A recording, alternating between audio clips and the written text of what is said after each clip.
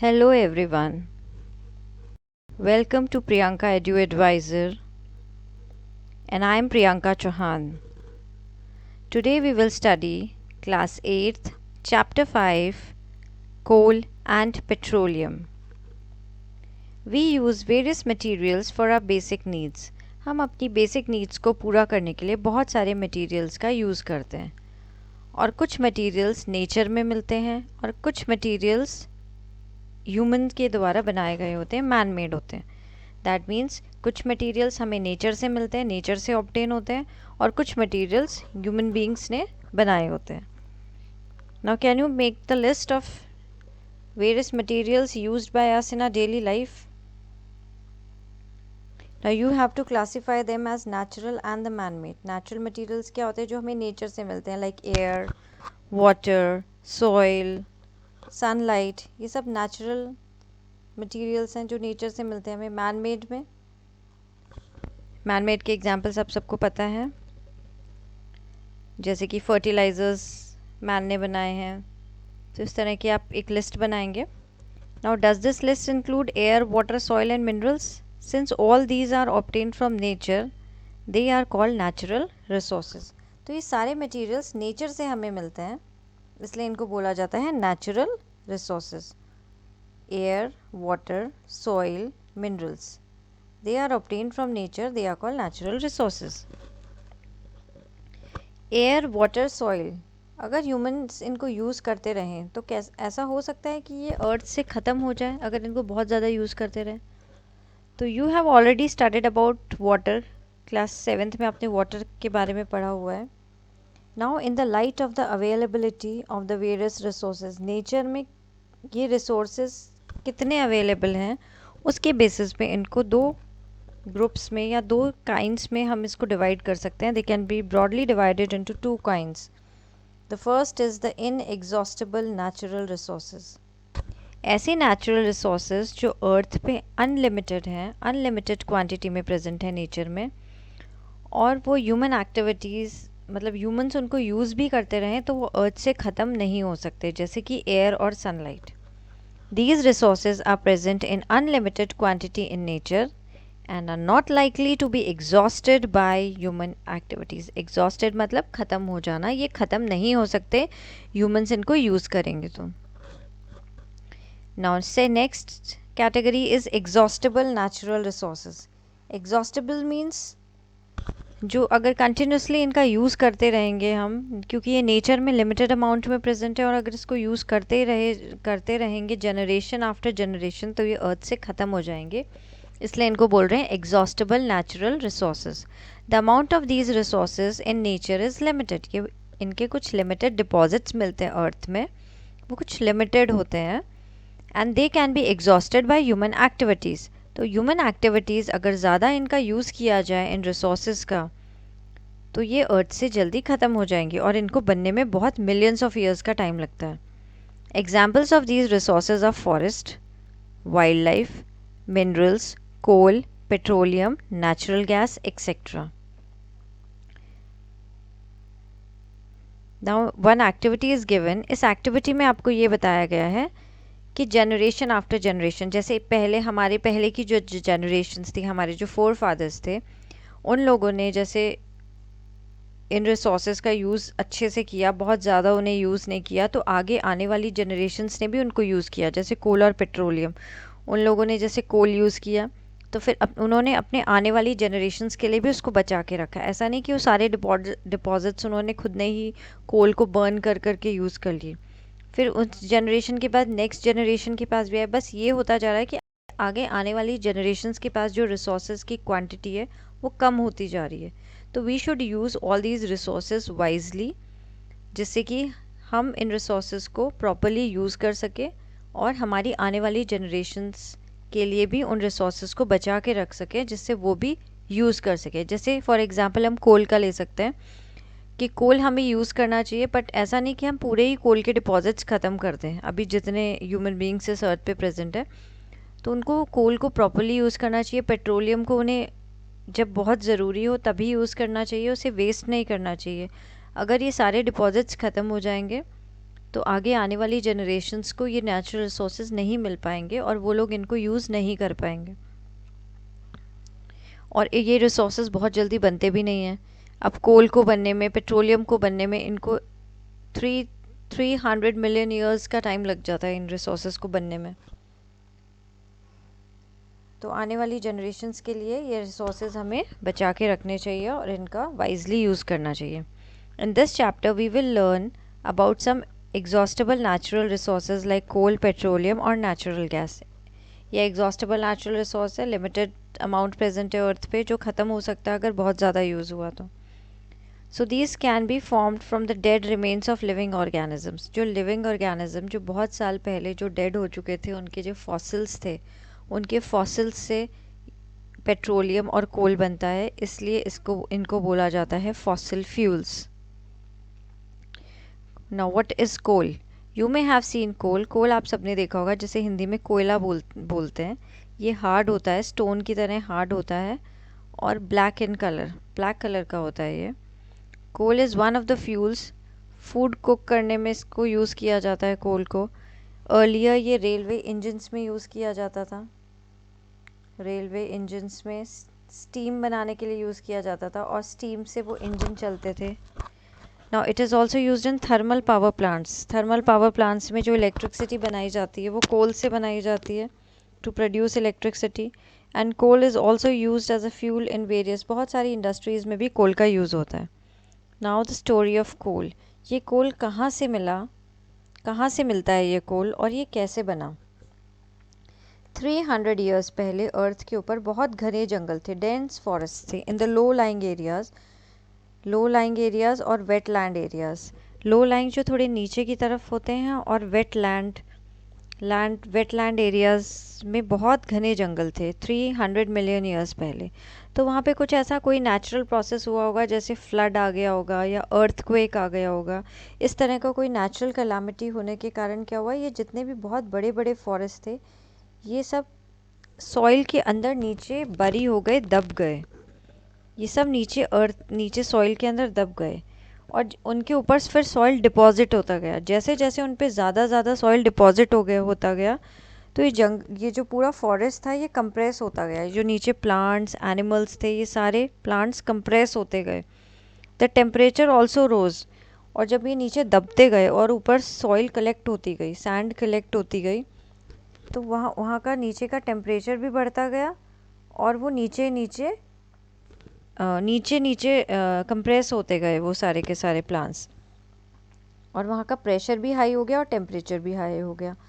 तो under the high temperature and high pressure जो dead plants थे वो किस में कन्वर्ट हो गए? वो स्लोली धीरे धीरे कोल में कन्वर्ट हो गए। As coal contains mainly carbon. Coal के अंदर मेनली क्या होता है? कार्बन होता है। अगर कोई चीज़ बर्न हो जाएगी तो वो एकदम से कार्बन डाइऑक्साइड में कन्वर्ट हो जाएगी, पर ये जो प्रोसेस है ये धीरे धीरे हुआ। हाई टेम्परेचर और हाई प्रेशर नीचे हो गया, सॉइल के अंदर नीचे पूरे प्लांट्स उसके अंदर दब गए और धीरे धीरे ये एक प्रोसेस हुआ जिसे कहते हैं कार्बनाइजेशन। ये एक स्लो प्रोसेस होता है जिसमें डेड वेजिटेशन, मतलब डेड प्लांट्स जो होते हैं वो धीरे धीरे कोल में कन्वर्ट होते गए। The slow process of conversion of dead vegetation into coal is called carbonization. Since it was formed from the remains of the vegetation, coal is also called a fossil fuel. क्योंकि ये remains of vegetation, जो plants थे, जो vegetation थी उस area में कभी, उसके जो remains सब बच गए, उनके मरने के बाद जो उनके remains बच गए plants के, dead plants के, उससे ये फॉसिल बना है, उससे ये कोल बना है, इसलिए इसको बोला जाता है फॉसिल फ्यूल। फिगर में एक कोल माइन दिखाई गई है।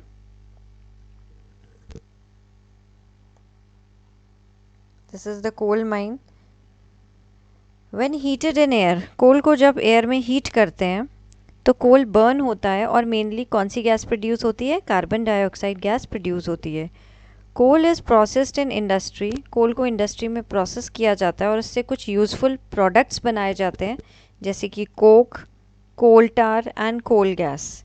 ये सब कोल को इंडस्ट्रीज़ में प्रोसेस करने के बाद में ये प्रोडक्ट्स बनाए जाते हैं और फिर इनका डिफरेंट यूज़ होता है। Now first we will study coke. Coke जो होता है वो टफ होता है, हार्ड होता है, पोरस, उसमें छोटे छोटे पोर्स होते हैं, छेद होते हैं, ब्लैक कलर का सब्सटेंस होता है। It is almost pure form of the carbon, ये कार्बन का प्योर फॉर्म होता है। और कोक ये स्टील के मैन्युफैक्चरिंग में भी इसका यूज़ किया जाता है और कई मेटल्स को एक्सट्रैक्ट करने में, जैसे मेटल्स के कई कंपाउंड्स जैसे मिलते हैं अर्थ में, जब ये मिलते हैं किसी कंपाउंड की फॉर्म में मिलते हैं तो उनमें से उस मेटल को अलग करने के लिए, जैसे एल्युमिनियम का कंपाउंड है तो उसमें से सिर्फ हमें एल्युमिनियम मेटल को अलग करना है, इसको बोलेंगे हम एक्सट्रैक्शन ऑफ मैनी मेटल्स, तो उसमें कोक का यूज़ किया जाता है। Next is the coal tar. Coal tar black colour का होता है, थिक लिक्विड होता है और इसकी स्मेल अनप्लेजेंट स्मेल होती है। It is a mixture of about 200 substances, 200 substances का ये मिक्सचर है। प्रोडक्ट्स ऑब्टेन फ्रॉम कोल टार, ये कहाँ कहाँ पे यूज़ होता है, ये स्टार्टिंग मटेरियल, कोई भी किसी बहुत सारी चीज़ों की मैन्युफैक्चरिंग में जो स्टार्टिंग मटेरियल चाहिए होता है उसकी तरह ये यूज़ होता है, जैसे कि इंडस्ट्रीज़ में सिंथेटिक डाइज बनाने में, drugs, explosives, perfumes, plastic, paints, photographic materials, roofing materials, इन सबको बनाने के लिए जो नैफ्थलीन बॉल्स जो यूज़ होती है ना, जैसे हम कपड़ों के बीच में रखते हैं, वुलन क्लोथ्स में रखते हैं, जिससे कि कपड़ों में इंसेक्ट्स नहीं आए, वो कपड़ों को ख़राब नहीं करें, तो वो जो नैफ्थलीन बॉल्स जो होती हैं which are use to repel moth, मतलब मॉथ को वहाँ से दूर करने के लिए, उन्हें वहाँ से भगाने के लिए या दूसरे इंसेक्ट्स को दूर रखने के लिए ये यूज़ की जाती हैं, ये भी कोल टार से ही बनाई जाती हैं। दीज डेज बिटुमिन, एक सब्सटेंस होता है, ये पेट्रोलियम प्रोडक्ट है, ये कोल टार की जगह यूज़ हो रहा है for metalling the roads, roads बनाने में इसका यूज़ होता है बिटुलिन का। ये कोल टार रोड बनाने में भी यूज़ किया जाता है, तो आजकल इसकी जगह ज़्यादा बिटुमिन यूज़ हो रहा है। Coal gas is obtain during the processing of coal to get coke. जब कोल से कोक बनाया जाता है तो उस टाइम पे एक गैस प्रोड्यूस होती है जिसको कहते हैं कोल gas.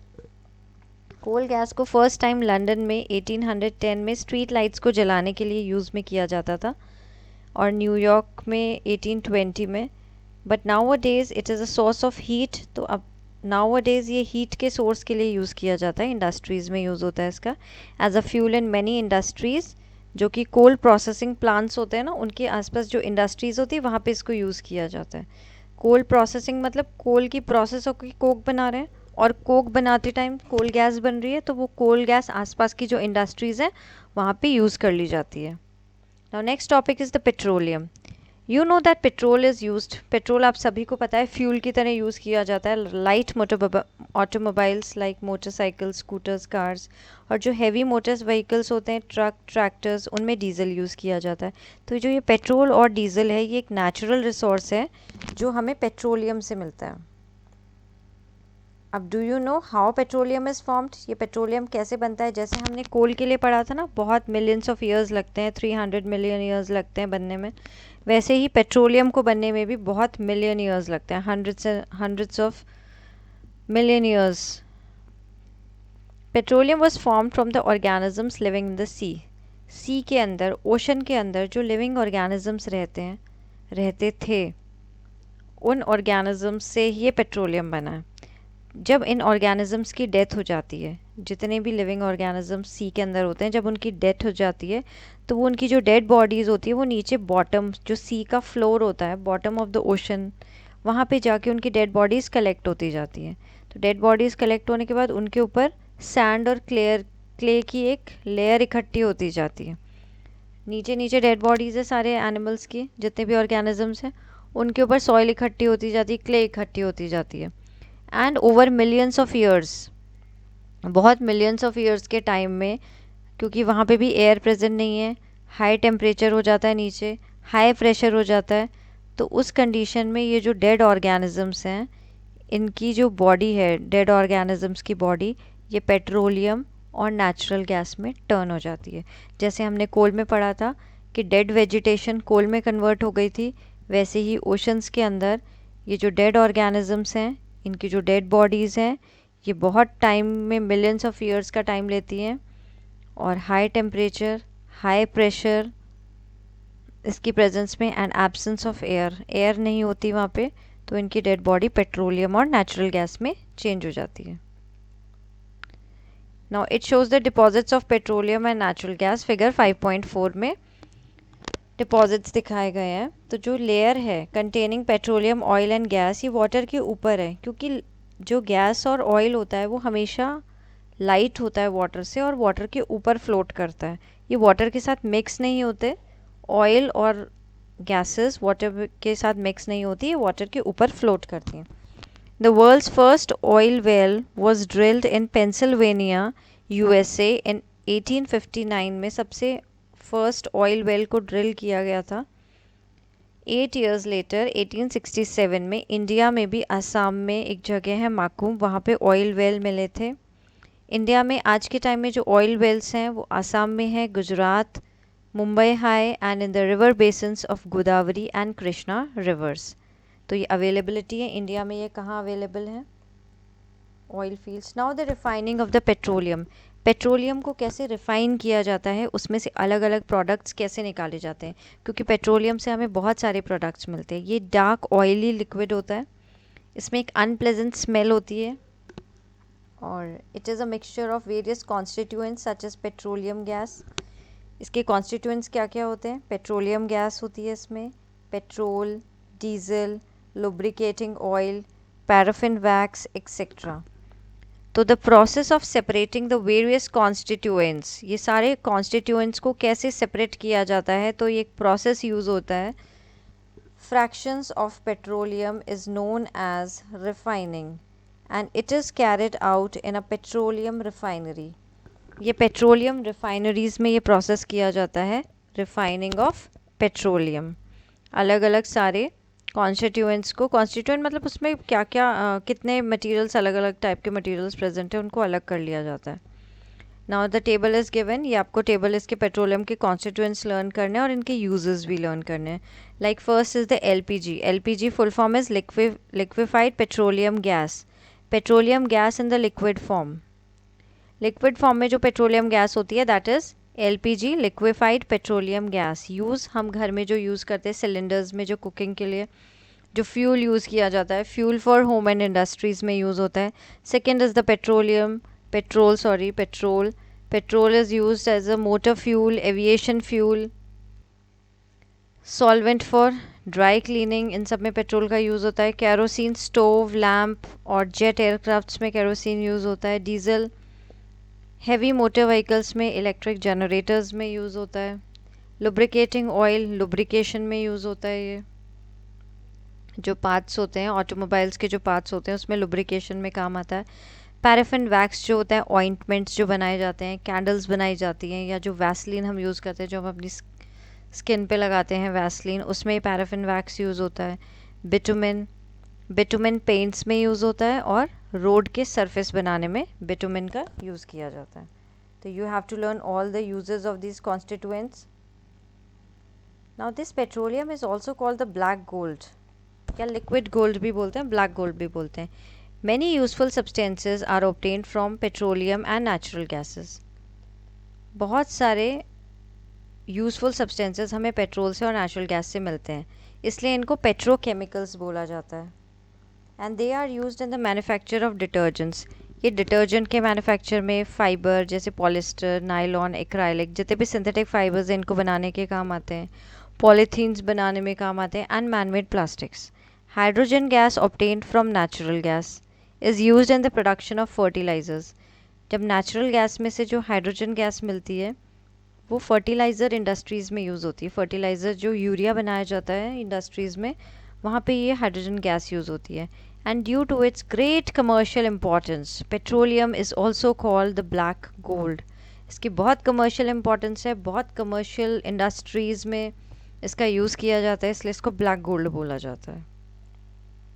Now the next is the natural gas.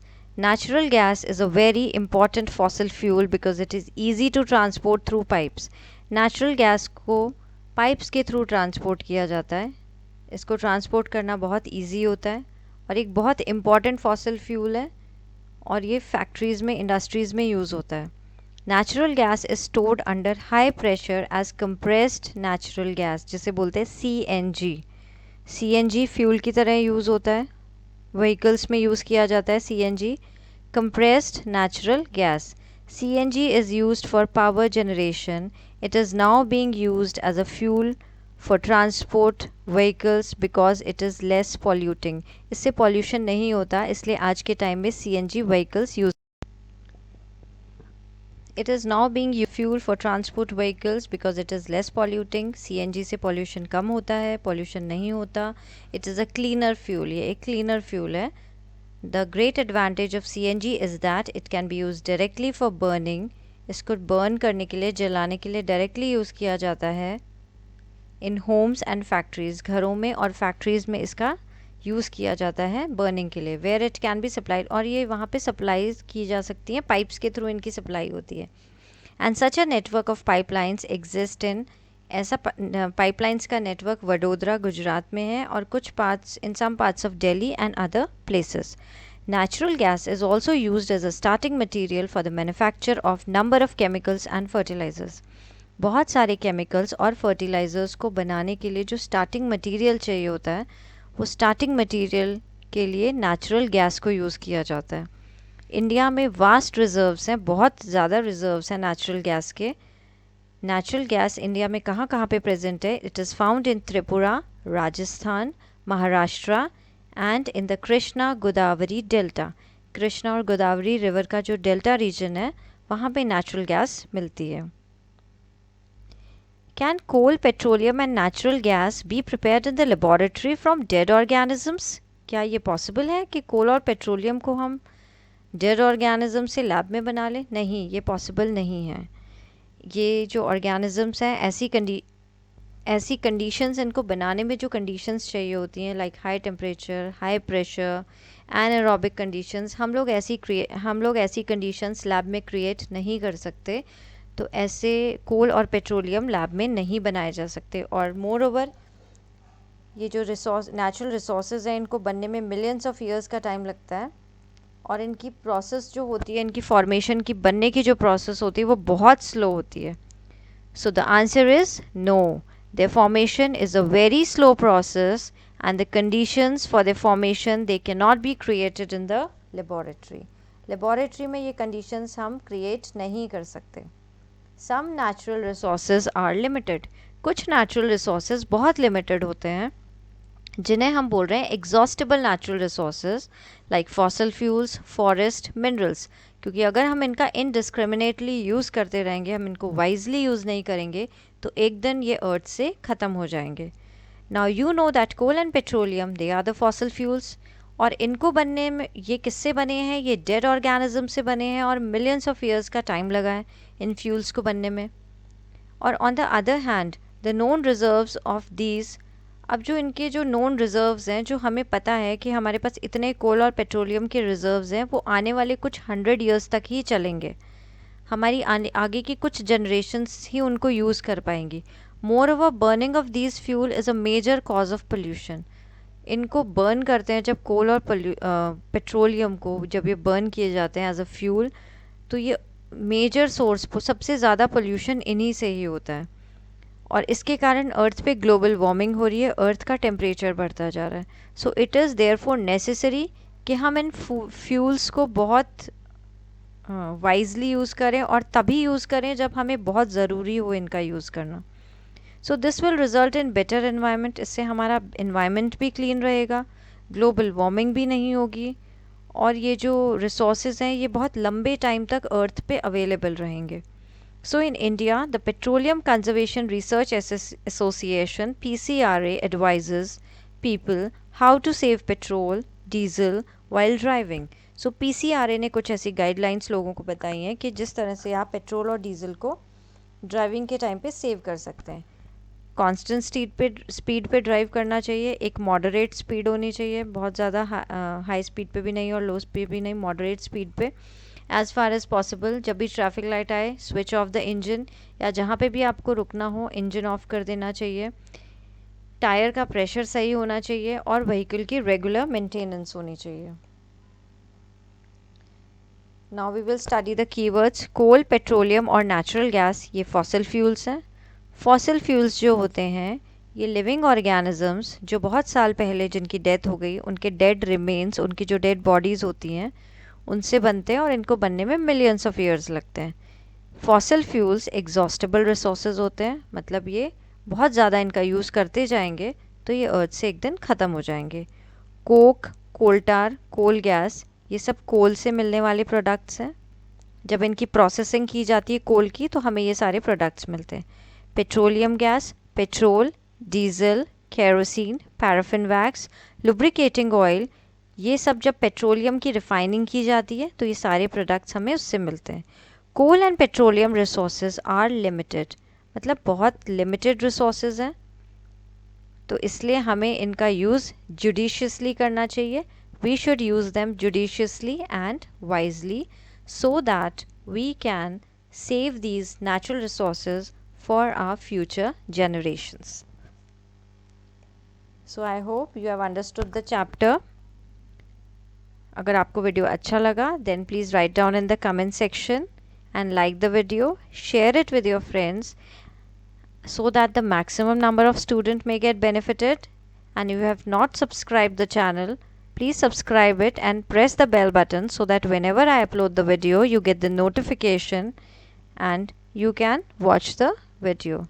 Till then, see you in the next video. Till then, bye bye, take care and thank you so much.